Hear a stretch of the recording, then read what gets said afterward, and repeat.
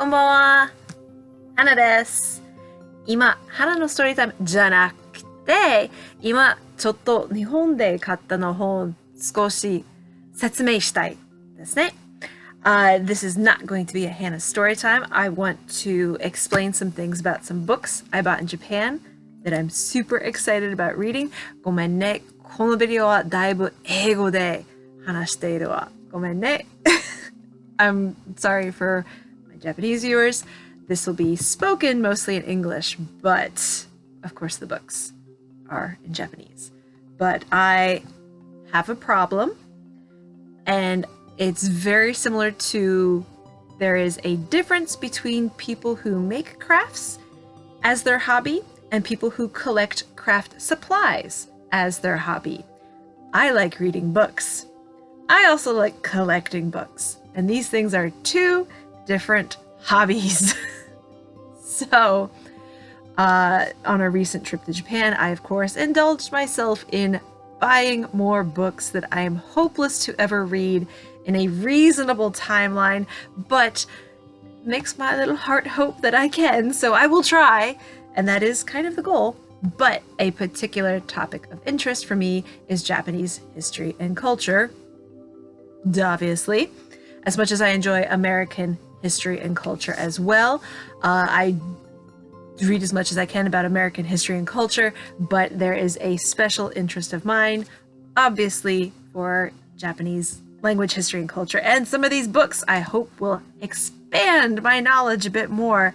And one of them that you might actually be seeing soon, 漫画でわかる日本の偉人伝. So it's understanding through Japanese people of legend, or not mythology legend, but Japanese people of history of legend. So it's a look at Japanese history through the stories of different people who famously lived in the Japanese past. So this, you might actually be seeing a bit more of. I've translated most of it.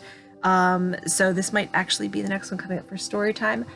But this is not the only way to learn about Japanese history through books.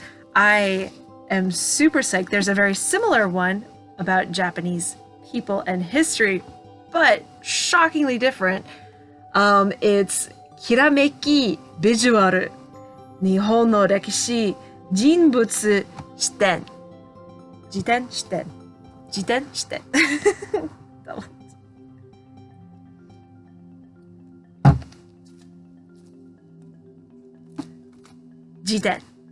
So this book does the same thing as the other one. It tells the history of Japan through the single perspective of a single historical character, but it does so with glittering visuals and I absolutely just over the top, absolutely not historically correct representations of Japanese historical figures.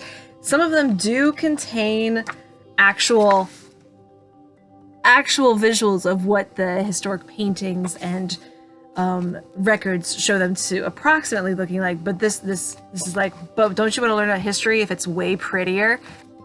And I kind of agree.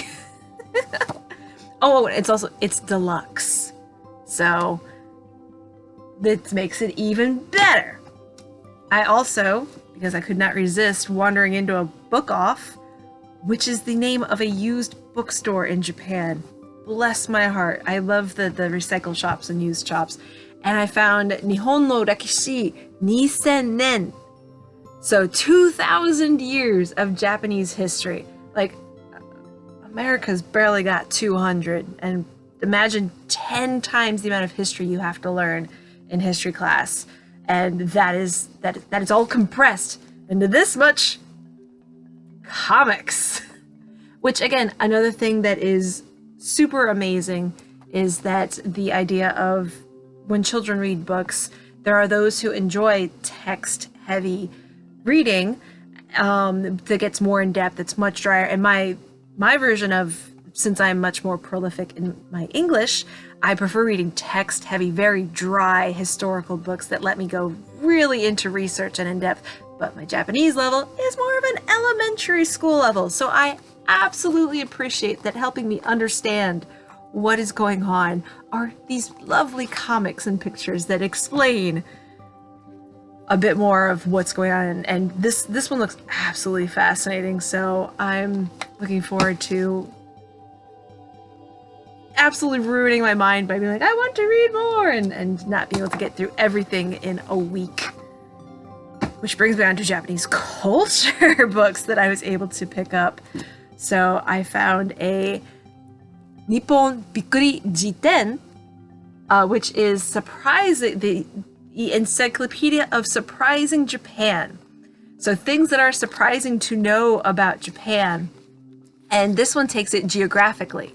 This one travels throughout the different regions and tells you interesting stuff in each region, based on various different historical, geographical, everything random from legends and myths to there's an island full of rabbits, kind of interesting facts about Japan.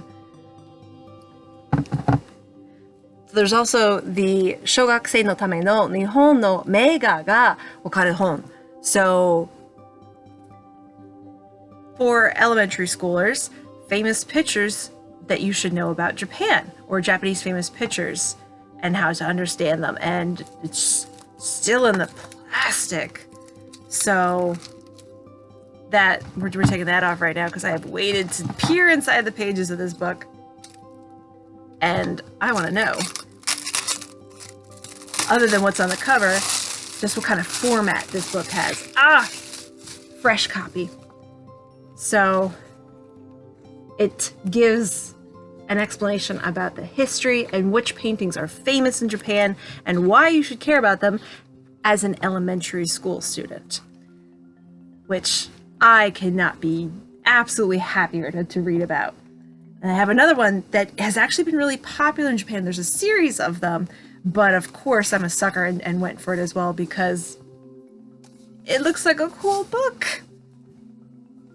So this one is 小学生ならしておきたい教養666. And it's because you're an elementary schooler, things you should know about culture, with 366 examples, just in case it's a leap year. And this one, again, super graphic, super well formatted, covering all sorts of different topics from Japanese history to world history to language to all the various different things. But just like 1 page a day, so simple, right?